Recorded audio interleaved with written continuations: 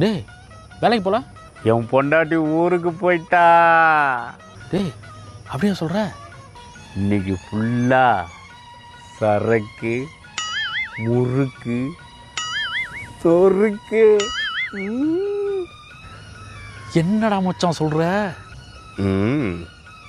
அப்புறம் டைம் ஆச்சுல, வேலைக்கு போல. உன் பொண்டாட்டி ஊர்லேருந்து வர வரைக்கும் எனக்கு லீவு தான் மச்சான். டேய் நீ எதுக்குடா? உன் பொண்டாட்டி ஊர்லேருந்து வர வரைக்கும் சரக்கு முறுக்கு நுறுக்கு. அப்புறம் போகலாமா? போலாமே. காசு இருக்குல்ல? காசு இருக்காவா? டேய் அப்போ காசு உன்கிட்ட இல்லையா?